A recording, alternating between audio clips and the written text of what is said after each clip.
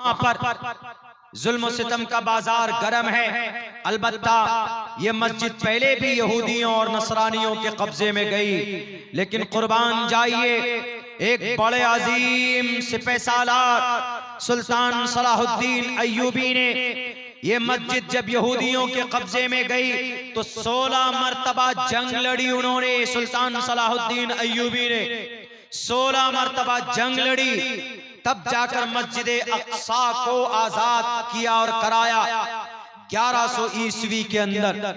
यानी अब से तकरीबन 1000 या 1100 साल पहले की बात। सुल्तान सलाहुद्दीन अय्यूबी उस मस्जिद को आजाद करने वाले, उस मस्जिद को फतह करने वाले, उससे पहले हजरत उमर फारूक रजी अल्लाह ताला अन्हु थे। उस मस्जिद को यहूदियों के नरगे से और उनके पादरी और उनके वहां उस वक्त के ईसाइयों के नरगे से छुड़ाने वाले उमर फारूक रजी अल्लाह ताला अन्हु। लेकिन आज फिर यहूदियों के कब्जे में हमको नहीं लगता है कि अब शायद कोई उस मस्जिद को आबाद करा पाएगा, कोई उस मस्जिद को छोड़ा पाएगा। इसलिए कि भारत के अंदर छोटी छोटी मस्जिद पर बुलडोजर चला दिया जाता है, कोई उसकी आवाज बुलंद करने वाला नहीं होता। मस्जिदों में ताले लगा दिए जाते, ताला खुलवाने की हिम्मत नहीं होती। मदरसे बंद कर दिए जाते, उस पर कोई बात करने वाला नहीं होता। बुज़दिल बन गए हमारी तंजीम के लोग, बुज़दिल बन गए हम मुसलमान, बुज़दिल बन गए हमारे लीडरान। मैं बात झूठी नहीं कर रहा। अभी कुछ दिनों पहले शहर अररिया का एमपी वो कुछ इस तरह बयान देता है कि अगर अररिया में रहना होगा तो हिंदू बनकर रहना होगा। आज तक उनके खिलाफ कोई लीडर केस बुक नहीं करा पाया।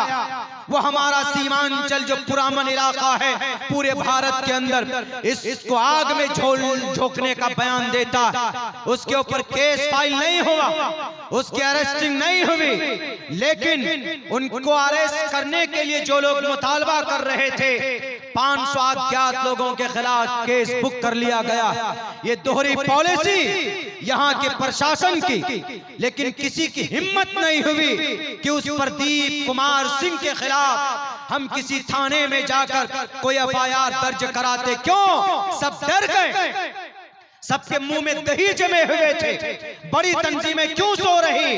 हमारे सीमांचल जो बहुत पुराना इलाका है, पूरे भारत के अंदर गुर्बत जरूर है, पसमानदा जरूर है, लेकिन सीमांचल के लोग पुरअमन हैं। हमारे सीमांचल के लोग लड़ाई पर विश्वास नहीं रखते, हमारे सीमांचल के लोग दंगा पर विश्वास नहीं रखते। हमारा सीमांचल का नौजवान गरीब जरूर है, लेकिन हाथ में तलवार लेकर किसी निहत्थे को मारता नहीं है। एमपी साहब, आपकी जो नीयत है नापाक है, आपकी सोच है घटिया है। आप पढ़े लिखे अगर हैं तो आपको अपने सोच पर पछतावा होना चाहिए। इसलिए कि साफ लफ्जों में श्रीमद् भगवत गीता के अंदर कहा गया कि जो आदमी गुरु ज्ञानी होगा वो किसी को तकलीफ देने के लिए कोई बात नहीं कहेगा। बहरकैफ ये तो वो है, उनको समझना है कि उन्होंने गलत कहा है कि सही कहा। यानी जो बोला है, जो गलती किया, उसके ऊपर कोई अरेस्टिंग नहीं, बल्कि Y+ सिक्योरिटी दी गई है उनको। और जो बेचारा कह रहा है कि जो इस तरह का भाषण दे रहा है लड़ने और दंगा फसाद का, उसको अरेस्ट करो, तो उन मासूमों को पकड़कर उनके खिलाफ एफआईआर हो रही। अररिया के डीएम साहब, एसपी साहब, आप तो कम से कम निष्पक्ष होकर जांच कीजिए और उसको कैफर किरदार तक पहुंचाइए। वो मेंबर ऑफ पार्लियामेंट हैं तो वो सिर्फ अररिया के हिंदू भाइयों का नहीं, अररिया के अंदर जो बड़ी तादाद में अमन परस्त मुसलमान रहते हैं, आप उनके भी एमपी हैं। आपने सैलाब से सीमांचल और अररिया वालों को बचाने के लिए कौन से तरक्की के काम किए आपने महानंदा बेसिन तो बनाया नहीं, आपने कोई इंजीनियरिंग कॉलेज लेकर आया, आप कोई ट्रेनिंग कॉलेज लेकर आए, या कोई आपने कोई बड़ा काम किया एजुकेशन के मैदान में, यहाँ से लोग मजदूरी करने दिल्ली, पंजाब, हरियाणा जाते, आपने कोई फैक्ट्री की बात की नहीं की। आपकी जुबान से जब भी निकलती है तो आग निकलती, नफरत की बात निकलती। मैं अब्दुल्ला सालिम आपकी किताबों का मैं एनालिसिस करता हूं, आज तक मेरी जुबान से किसी हिंदू भाइयों के खिलाफ कोई गलत शब्द नहीं निकले, इसलिए कि हम जानते हैं कि भाई उनका एक अकीदा है, इसीलिए किसी अपनी जुबान से किसी हिंदू को तकलीफ देना ये जायज नहीं है, न इस्लाम में जायज है, न भारत के संविधान के अंदर इनकी इजाजत। इसीलिए मैं कहता हूं कि बुज़दिल बनने की जरूरत नहीं। जो लोग उग्र हैं, जो लोग माहौल को खराब करते, उनसे अमन की गुजारिश, और जो लोग बोलकर माहौल खराब करते, लगाओ गिरिराज सिंह के हाथ में हथकड़ी। हमारे सीमांचल पुरअमन इलाके को आग में झोंकने के लिए वो रथ यात्रा निकाला हुआ। खुदा के वास्ते पुरअमन इलाका था, है, रहने दो। यहाँ के मुसलमान चंदा करके अपनी मस्जिद बनाते, अपने मदरसे चलाते, तुमसे भीख नहीं मांगते, मेहनत पसीने की कमाई से अपनी बीवी बाल बच्चों की परवरिश करते, तुम्हारे दरबार पर नहीं जाते भीख मांगने के लिए, मेहनत करना जानते हैं यहाँ के लोग। इसलिए खुदा के वास्ते इस तरह की बातें बिल्कुल नहीं होनी चाहिए। बात यहाँ चल रही थी कि चूंकि जैसे मस्जिद अक्सा जालिमों के कब्जे में है, उसको आजाद करने के लिए बड़े मुजाहिद पैदा किए, अल्लाह ने पैदा हुए। हजरत उमर फारूक का नाम सुनकर सिर्फ मस्जिद अक्सा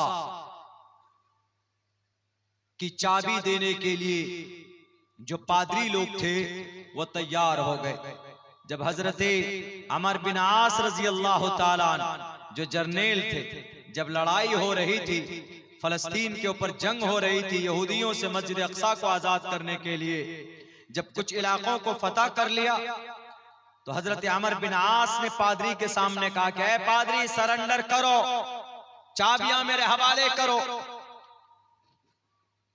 कहा क्यों? कहा मैं इस मुल्क का फाते हूं, मैं मस्जिद अक्सा का फाते हूं, फतह करने वाला। तो पादरी हंसने लगा। वो जो जर्नेल था रूमी सल्तनत का जर्नेल, रूमी, वो हंसने लगा। उन्होंने कहा कि तुम कभी नहीं कर सकते इसको फतह। कहा क्यों?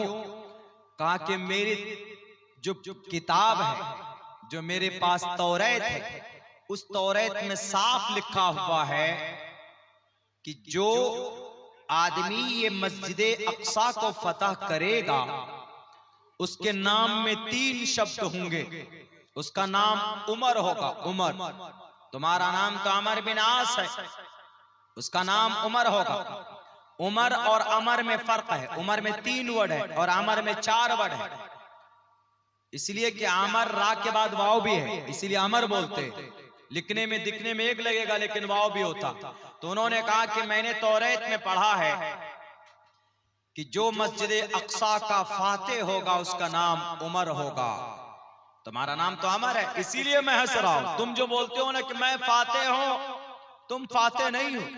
हमारे किताब के हवाले से फाते तो उमर नाम का शख्स होगा। और मैं जानता हूं कि उमर, हजरत उमर, तुम्हारे हजरत उमर खलीफा हैं, अमीरुल मुमिनीन हैं और वो अपनी जगह पे हैं। हम चाबी तुमको नहीं दे सकते, अगर तुम्हारे उमर आ जाएं तो हम उनके हाथ में चाबी देंगे। तो हजरत अबू उबैदा ने फौरन खत लिखा हजरत उमर फारूक रजी अल्लाह ताला अन्हु, ये कहा कि ये अमीरुल मुमिनीन, आप आएंगे तभी ये मस्जिद आप हमारे कब्जे में आएगी, वरना नहीं।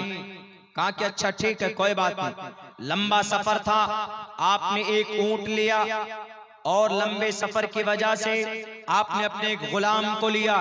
बहुत मशहूर है वाकया। हजरत उमर फारूक रजी अल्लाह ताला अन्हु चले, कपड़ा वैसे ही, कपड़ा कुर्ता जो पहने हुए थे उसमें फटे हुए थे, उनके कुर्ते फटे हुए थे, फटा हुआ कुर्ता पेबंद लगा हुआ था जगह जगह पर। आज सिलकर कोई कुर्ता या कोई कपड़ा पहनना चाहता है, कोई नहीं पहनना चाहता, कहेगा कि इज्जत का फालूदा निकल जाएगा।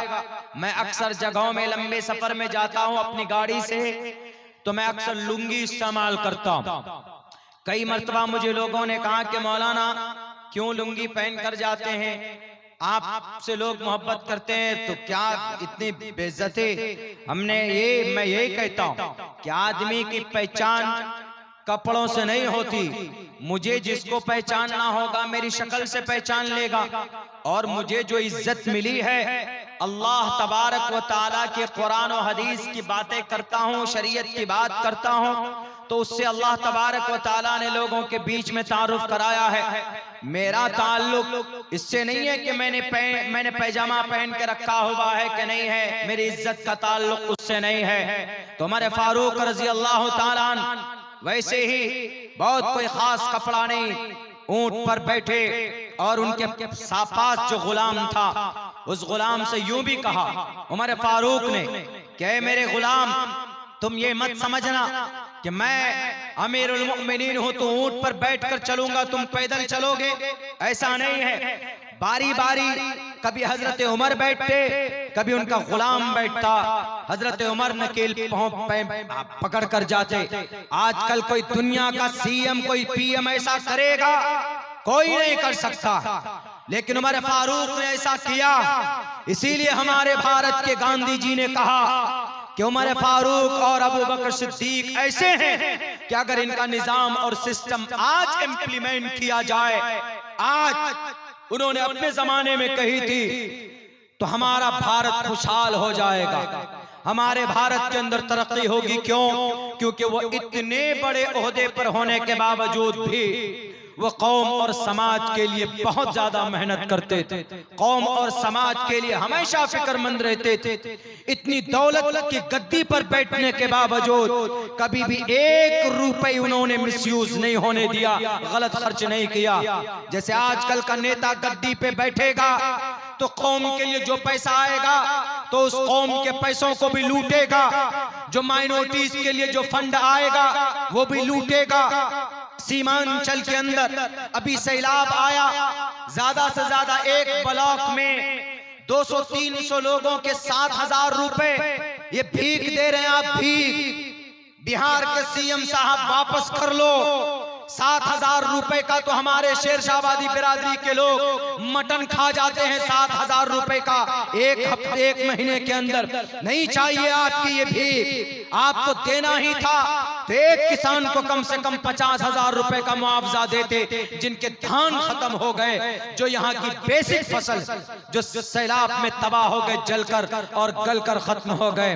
उमर फारूक रजी अल्लाह तआला अन्हु हकदारों तक पहुंचाया करते थे। और उन्होंने कहा कितनी सादगी थी, जब वो पहुंचे, करीब पहुंचे हैं तो हजरत अबू उबैदा आए और एक बढ़िया सा जोड़ा लेकर आए, शेरवानी जुब्बा कुब्बा लेकर के आए। तो उन्होंने कहा कि अमीरुल मोमिनीन, यहाँ लोग चूंकि मुअद्दब हैं, ईसाई हैं, यहूदी है कुछ, और वो लोग अच्छे कपड़े पहनते हैं, उनके बीच में जाएंगे आप इस हालत में तो थोड़ी इंसल्ट ही होगी, हमारा इंसल्ट होगा, इसलिए अच्छे कपड़े पहनिए। तो उस वक्त उमर फारूक ने क्या जवाब दिया? आजकल कोई नहीं देता। उन्होंने कहा कि अल्लाह ने हमें इस्लाम के जरिए इज्जत दी है, हमें कपड़ों से इज्जत नहीं मिली। फौरन आपने पहना उठाकर फेंक दिया, फिर वही कपड़े पहन।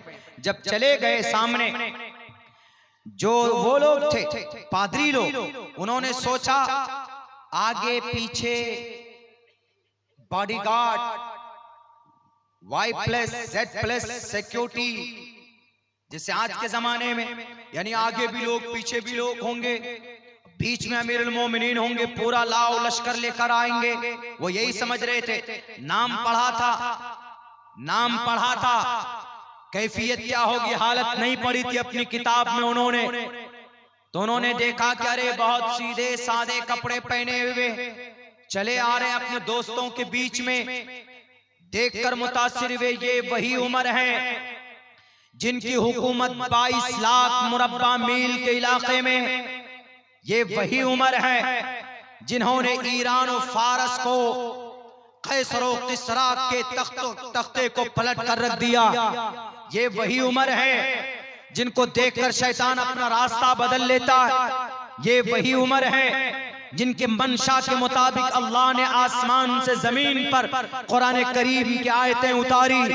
ये वही उमर है, देखकर इतना मुतासिर हुआ, इतना मुतासिर हुआ। जब करीब आए तो उन्होंने कहा कि या अमीर अल मोमिनीन, आप ही हैं, लीजिए ये चाबी बैतुल मक़दिस की, ये चाबी आपके कब्जे में है, लीजिए हमने किले की चाबी आपको दे दी है, अब आप लीजिए, आज से बैतुल मक़दिस आपका। बिना एक कतरा खून बहाए उमर फारूक ने मस्जिद अक्सा को फतह किया।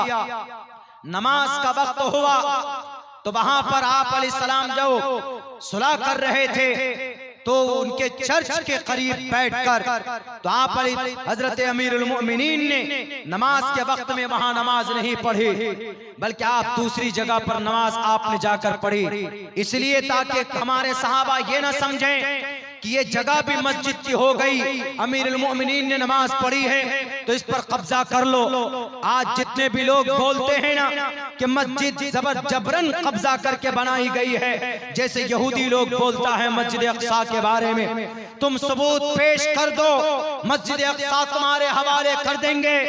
वहां के फलस्तीन के जो वहां की जो वक्फ इस्लाम है, वक्फ इस्लाम का वहां पर भी बोर्ड है, वो आपके हवाले कर देंगे, लेकिन दलील नहीं पेश कर सकते, इसलिए कैसा हुआ ही नहीं। जैसे भारत के अंदर किसी भी मस्जिद को शहीद, किसी भी मंदिर को तोड़कर मस्जिद नहीं बनाई गई है, बल्कि मस्जिद के प्लेटफॉर्म से हमारे हिंदू भाइयों को डोनेशन दिया गया, उनकी मदद की गई, उनके फलाही काम के अंदर में बादशाहों ने पैसे खर्च किए। कोई मस्जिद भारत के अंदर मंदिर तोड़कर नहीं बनाया गया। बाबरी मस्जिद गलत बात, बाबरी मस्जिद जिस वक्त बनाई जा रही थी 1528 के अंदर, 1528 में भी रामचंद्र जी के नाम पर किताब लिखने वाला रामचरितमानस तुलसीदास वहीं पर बैठकर तुलसीदास रामचरितमानस लिख रहा है। अगर बाबरी मस्जिद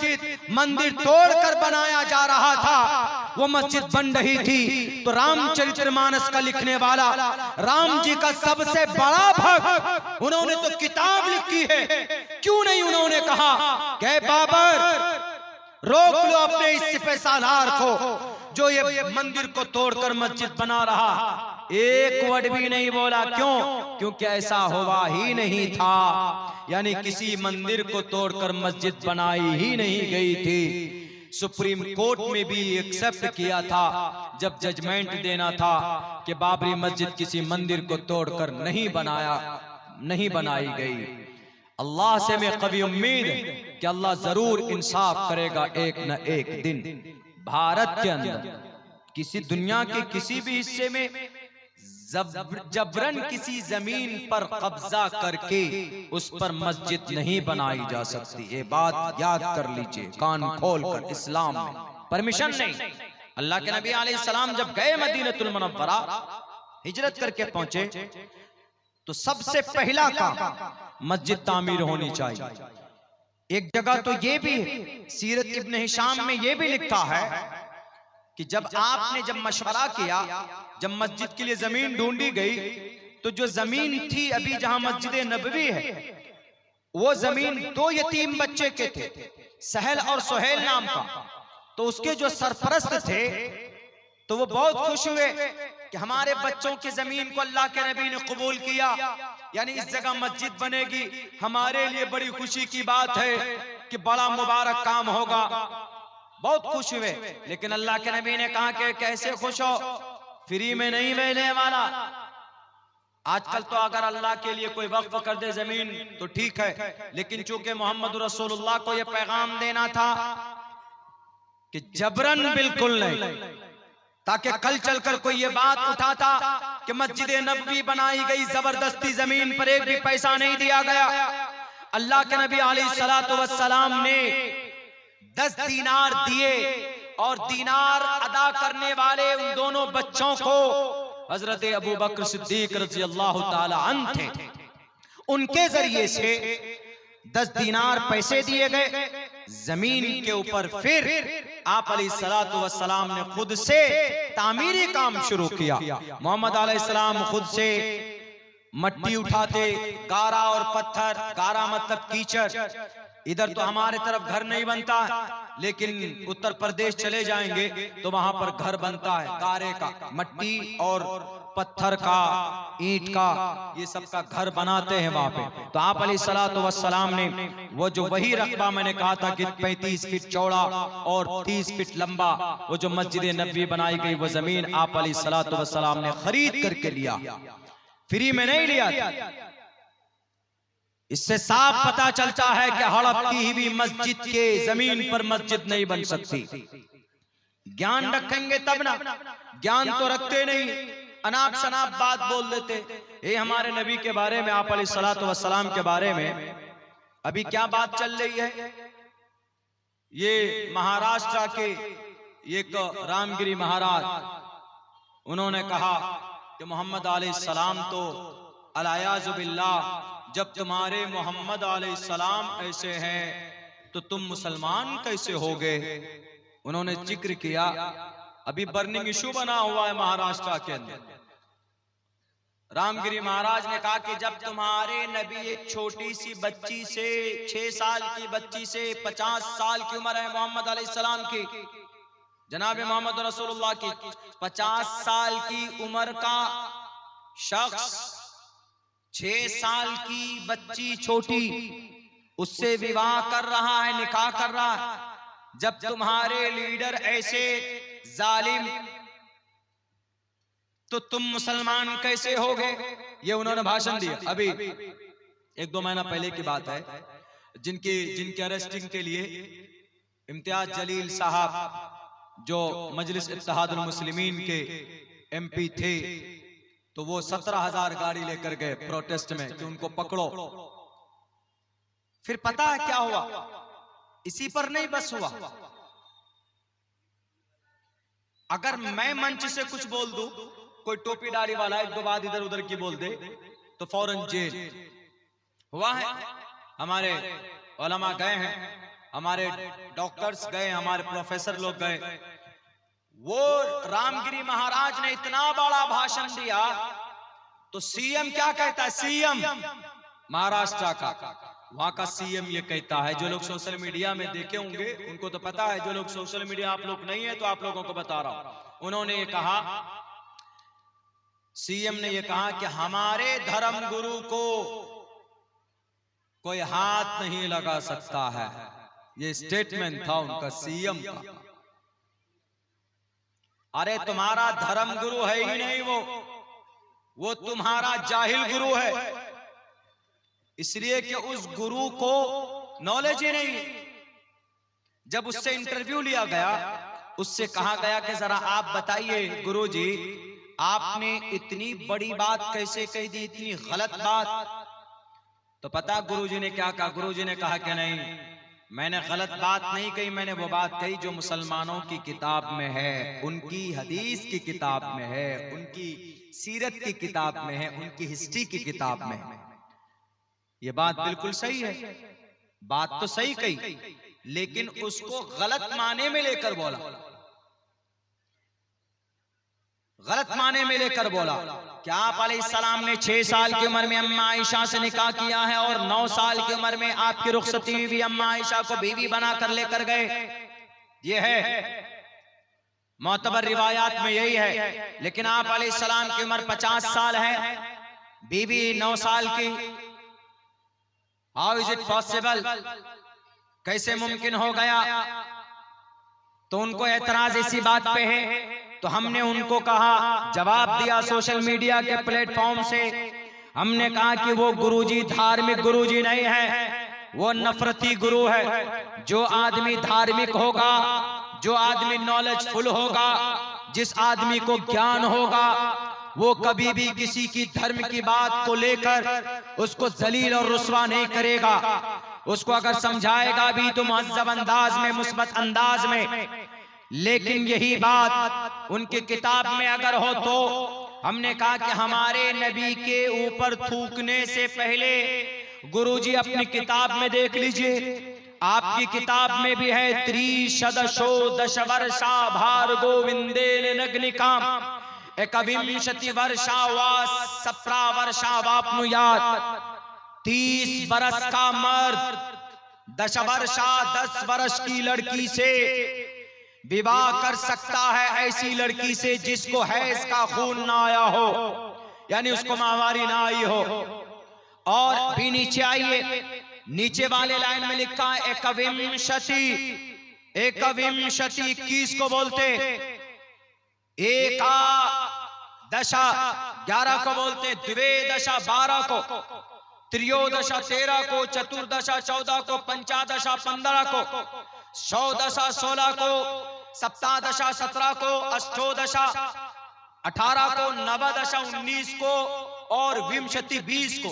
इसी विंशति 20 के साथ एक लगाइए, संस्कृत में एक को एका, एक को एकम बोलते, एकादशा, एकविंशति, एक त्रियोशति, एक चतुर्शति, एक पंचाशति, 51, ऐसे जाएगा। ये संस्कृत के गिनती है, ऐसी गिनते संस्कृत में। एकविंशति वर्षा 21 बरस का मर्द लड़का, वासप्रा 7 साल की बेटी से विवाह कर सकता है। कहां लिखा है? महाभारत का यह मंत्र है, महाभारत में लिखा। आपको अगर नबी की जात पर एतराज है कि 6 साल की उम्र की बच्ची से विवाह कैसे किया, 9 साल की उम्र की रुखसती में बीवी बनाए, तो महाभारत के इस मंत्र में भी होना चाहिए। यहां पर भी तो वही बात है ना कि त्रिशदशो 30 बरस का मर्द 10 वर्षा 10 साल की बच्ची भी तो नाबालिग होती है ना। भारत के अंदर में बच्ची कब बालिग होती? लड़की इस्लाम की नजर में 12 साल की उम्र में, भारत के कानून में 18 साल की उम्र में। लड़का कब बालिग होता है? 14 साल की उम्र के बाद, इस्लाम की नजर में, शरीयत में। लेकिन भारत के संविधान में 21 साल के बाद। लेकिन आजकल का लड़का तो 10 साल में बालिग हो जाता है, मोबाइल लेके, मोबाइल देख करके वो टाइम से पहले बालिग हो जाते हैं, उल्टी सीधी हरकतें करते हैं। फिर शादी उसके माँ बाप करा के नहीं देते तो चुपचाप अपनी सेटिंग को लेकर भाग जाते हैं और जाकर किसी कोर्ट में शादी कर लेते। माँ बाप कहाँ जी? पता नहीं। माँ बाप से भी बगावत कर कर जाके शादी कर लेते। और समाज की बेटियां भी ऐसी कर रही है, हमारी समाज की लड़कियां। इस ताल्लुक से बहुत बातें होती है, होती भी आ रही हैं और लोग करते। मैं इतना कहूंगा, वक्त से पहले बालिग मत हो, बहुत खतरा है औरत के लिए, लड़की के लिए भी, लड़के के लिए। पहली बात तो तुमको एक नशा, एक हवस के चक्कर में इतने बड़े बड़े गुनाह हो जाते हैं, जिंदगी खराब हो जाती। नेपाल की एक लड़की है, बेंगलोर के अंदर नौकरी करती, शादीशुदा लड़की, औरत, ज्यादा उम्र की नहीं, अपने शौहर को छोड़कर अपने बॉयफ्रेंड के साथ रहने लगी। बॉयफ्रेंड मतलब लड़का दोस्त। हवस पूरा हुआ, 60 टुकड़े करके फ्रिज के अंदर उसको डाला, 60 टुकड़े करके फ्रिज के अंदर डाला उसको। 19 दिन के बाद उसकी लाश मिली, जब बदबू हो रही थी।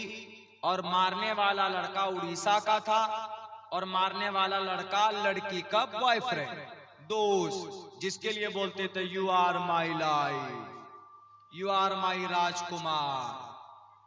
वो भी बोलता होगा तुम हमारी जिंदगी की सब कुछ, इस तरह के डायलॉग।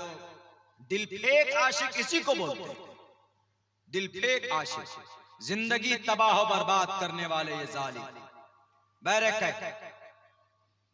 ये कभी नहीं होना चाहिए। किसी पर एतराज कीजिए, मुअज़्ज़ब अंदाज में कीजिए। जो बात अल्लाह के नबी अलैहिस्सलातु वस्सलाम की जीवनी में है, तो आप अलैहिस्सलातु वस्सलाम की जीवनी में बात गलत नहीं है, क्योंकि अम्मा आयशा सिद्दीक़ा से निकाह हजरत अबू बकर सिद्दीक ने कराया। और अल्लाह के नबी ने 9 साल की उम्र में जो रुखसती की है, अम्मा आयशा की रुखसती हुई है।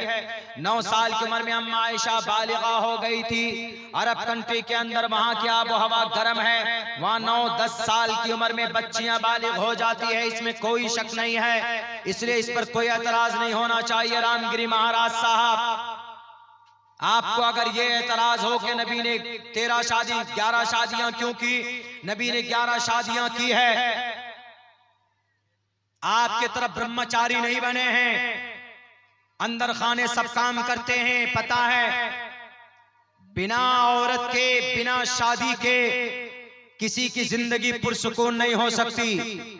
मर्द के अंदर सेक्स की शहवानी कुव्वत अल्लाह ने रखी, मर्द और औरत के अंदर। औरत कब्जा कर ले, औरत कंट्रोल कर ले, मर्द नहीं कर सकता।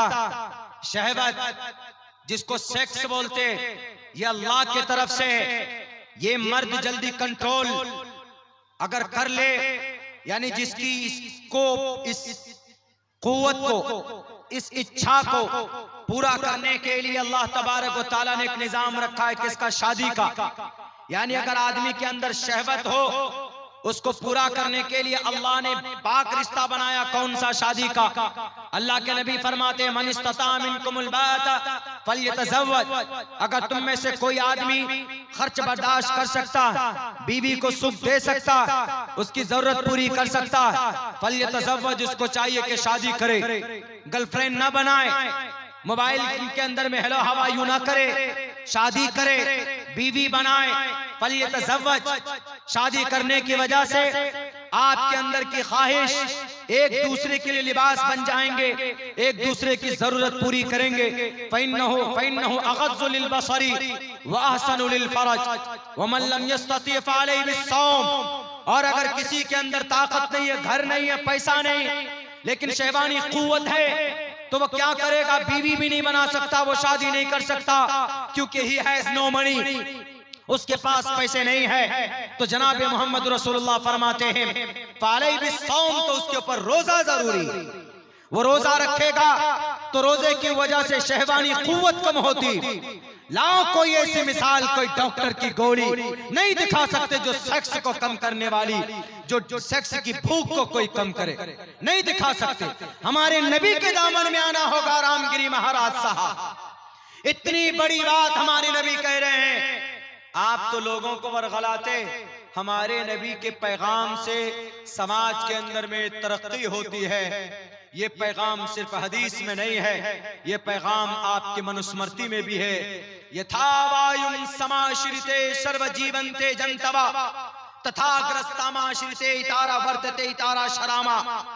ए नौजवानों, जिस तरह जिंदगी के लिए हवा जरूरी है, वैसे ही लाइफ के लिए शादी जरूरी।